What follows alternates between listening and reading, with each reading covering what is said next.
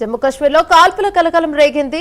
గుల్మోరో, రాజౌరి, పూంచ్ సెక్టార్లలో కాల్పులు జరిగాయి. మరికొన్ని రోజుల్లో అమర్నాథ్ యాత్ర ప్రారంభం కానుంది. బాల్తాల్, సోన్మార్గ్, సాంప్రదాయ నున్వాన్, పహల్గామ్ మార్గాల నుంచి యాత్ర ప్రారంభం కానుంది. అమర్నాథ్ యాత్రపై కాల్పుల ప్రభావం పడుతుందా అన్న చర్చ నడుస్తోంది.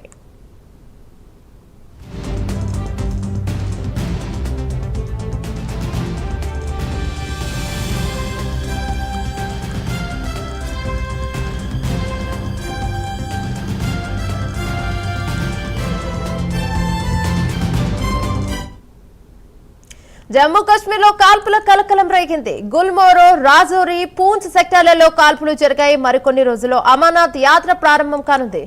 దీనిపై మరింత సమాచారం మా నేషనల్ బ్యూరో చీఫ్ కళ అందిస్తారు. రైట్ కళ, ఏంటి మళ్ళీ కాల్పులు జరగడం అనేది కొద్దిగా భయభ్రాంతిలో గురి చేసే విషయం, అసలు ఎలా జరిగింది ఏంటి? ఖచ్చితంగా ఏదైతే జమ్మూ కాశ్మీర్లో కొద్దిసేపటి క్రితంగా ఈరోజు ఉదయం 11 గంటల నుంచి జరుగుతున్నటువంటి కాల్పుల పరంపర ఒకవైపు కొనసాగుతుంది. కానీ మరి అమర్నాథ్ యాత్రకు కూడా దాదాపు జూలై 3వ తేదీన నుంచి కూడా మనకు ప్రారంభం కాబోతున్నటువంటి అమర్నాథ్ యాత్ర దాదాపు హిందువులకు ప్రత్యేకమైనటువంటి యాత్ర, జీవితంలో ఒక్కసారైనా చేయాల్సినటువంటి యాత్ర కొరకు అందరూ కూడా సన్నద్ధమవుతున్నటువంటి వేళ అటు పాకిస్తాన్కి సంబంధించినటువంటి ఉగ్రవాదులు ఇటు కాశ్మీర్ ప్రాంతంలో అంటే పలు ప్రాంతాల్లో కూడా భీకర దాడులు చేసేందుకు కూడా, డ్రోన్ దాడులు చేసేందుకు కూడా సమాయత్తమయ్యారు అన్నటువంటి ఇంటెలిజెన్స్ సమాచారంతో ఒక్కసారిగా కూడా దాదాపు 6 కీలకమైనటువంటి ప్రాంతాల్లో కూడా దాడులు జరగబోతున్నాయి అన్నటువంటి ఇంటెలిజెన్స్ సమాచారం. దీనితో అటు మనకు గుల్మోర్, తర్వాత సోన్మార్గ్, తర్వాత పహల్గావ్, ఇక్కడ మనకి రాజౌరి, పూంచ్ సెక్టర్, ఈ ప్రాంతాలంతా కూడా కొంత హైఅలర్ట్ ప్రకటించినటువంటిది.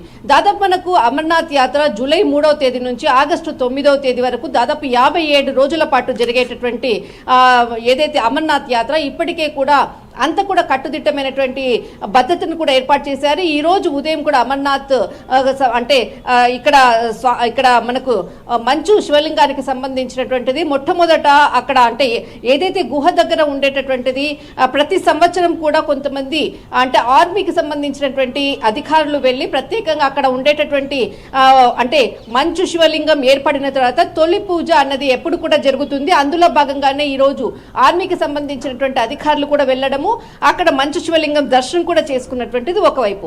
అదే సమయంలోనే ఈ ప్రాంతాల్లో కొంత దాడుల, భీకర దాడులు అన్నది కూడా ప్రారంభమైనటువంటి ఒక కరెక్ట్ సిచ్యువేషన్ అని చెప్పవచ్చు. ఎప్పుడు కూడా అంటే గతంలో కూడా మనకు పహల్గావ్ దాడి చేసినటువంటి సమయం కూడా అమర్నాథ్ యాత్రకు అంటే దాదాపు నెల రోజుల్లో ప్రారంభమవుతుంది అన్నప్పుడు కూడా మనకు పహల్గావ్ దాడి జరిగింది. ఈసారి అంటే దాదాపు మనకు జరిగినటువంటి సమయంలో కూడా గత సంవత్సరంలో కూడా చాలా కట్టుదిట్టమైనటువంటి భద్రత మధ్య అమర్నాథ్ యాత్ర కొనసాగింది. అప్పుడు దాదాపు మనకు 4 లక్షలకు పైగా కూడా ఎవరైతే భక్తులు ఎక్కడా కూడా వెనకడుగు వేయకుండా దర్శనం చేసుకున్నటువంటిది. మరొకసారి ఇదే సమయాన్ని అదునుగా చూసుకొని పాకిస్తాన్కి సంబంధించినటువంటి టెర్రరిస్టులు భారత్లో ప్రవేశించారు అన్నటువంటిది కూడా వార్త రావడంతో ఒక్కసారిగా కూడా అమర్నాథ్ దాదాపు మనకు 2 మార్గాలు ఉంటుంది. ఖచ్చితంగా ఇక్కడ మనకు గుల్మోర్గ్, తర్వాత సోన్మార్గ్, తర్వాత మనకు పూంచ్ సెక్టర్కి వెళ్ళేటటువంటి రూట్లోనే ఎప్పుడు కూడా మనకు ఇది అమర్నాథ్ యాత్రకు వెళ్లేందుకు 2 మార్గాలు ఉంటుంది.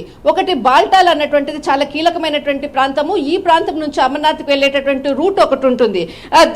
దీని తర్వాత మనకు నున్వాన్ అన్నటువంటిది ఉంటుంది. ఈ 2 రూట్ల నుంచి మాత్రమే ఖచ్చితంగా వెళ్ళాలి. ఈ 2 రూట్లోనే గుల్మోర్ అన్నటువంటి ప్రాంతము, తర్వాత మనకు సోన్మార్గ్ అన్నటువంటి ప్రాంతం, ఈ ప్రాంతం అంతా కూడా ఇక్కడ కూడా కాల్పులు జరుగుతున్నటువంటిది. మొత్తం మీద దాదాపు 57 రోజుల పాటు అమర్నాథ్ యాత్ర జరుగుతున్నటువంటి సమయంలో ఇటు పాకిస్తాన్ టెర్రరిస్టులు భారత్లో ప్రవేశించారన్నటువంటి వార్తతో ఒక్కసారి హైఅలర్ట్. దీని ప్రభావం అమర్నాథ్ యాత్ర మీద ఏమైనా ఉంటుందా అన్నటువంటి, ఎందుకంటే ఇప్పటి వరకు కూడా దాదాపు 3 లక్షల అంటే 3.7 గా ఏదైతే 3 లక్షలకు పైగా కూడా భక్తులు కూడా రిజిస్ట్రేషన్ చేసుకున్నారు. దానికి సంబంధించినటువంటిది ఇప్పటికే కూడా వారికి సంబంధించినటువంటి గుడారాలు అనుకోవచ్చు, బేస్ క్యాంపులు అంతా కూడా తయారైనటువంటిది.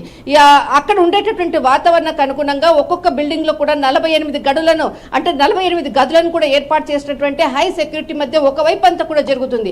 మరొక వైపు ప్రాంతంలో చాలా ప్రాంతాల్లో కూడా ఇటు కాల్పులు జరుపుతున్నటువంటిది సిచ్యువేషన్. ఇప్పుడు దీని ప్రభావం అమర్నాథ్ యాత్రపై పడుతుందా అన్నది మాత్రం ఖచ్చితంగా మనం వెయిట్ చేయాలి.